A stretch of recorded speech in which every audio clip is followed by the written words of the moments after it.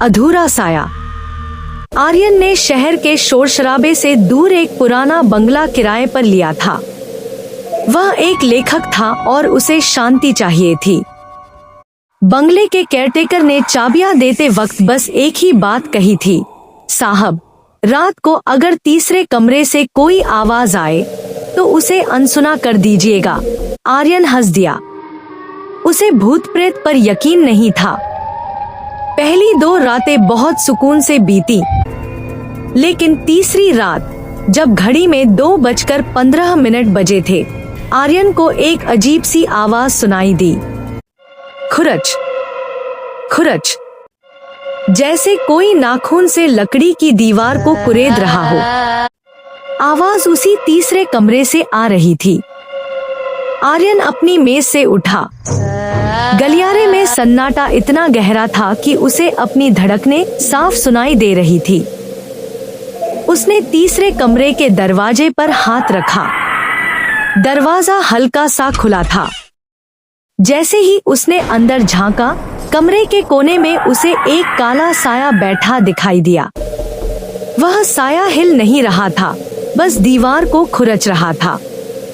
कौन है वहाँ? आर्यन की आवाज कांपी। साया अचानक रुक गया। कमरा एकदम ठंडा हो गया, इतना कि आर्यन की सांसों से धुआं निकलने लगा। वह साया धीरे धीरे मुड़ा।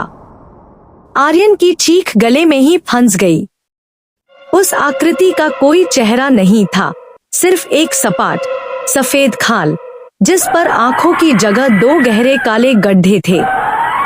आर्यन पीछे की ओर भागा, लेकिन उसे महसूस हुआ कि फर्श गीला और चिपचिपा है।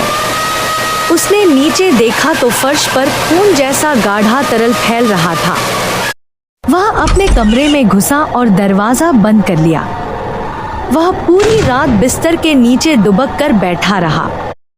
उसे लगा कि अब वह सुरक्षित है, लेकिन तभी उसके कानों के पास एक ठंडी फुसफुसाहट सुनाई दी। तुमने मुड़कर क्यों देखा? अब मुझे तुम्हारा चेहरा चाहिए। आर्यन ने हिम्मत जुटाकर सामने लगे आईने की तरफ देखा। आईने में उसका शरीर तो दिख रहा था, लेकिन गर्दन के ऊपर कुछ नहीं था। उसका चेहरा गायब हो चुका था। जहां आंखें और मुंह होने चाहिए थे, वहां अब सिर्फ एक सपाट सफेद खाल थी। अगली सुबह केयरटेकर जब आया तो बंगला खाली था।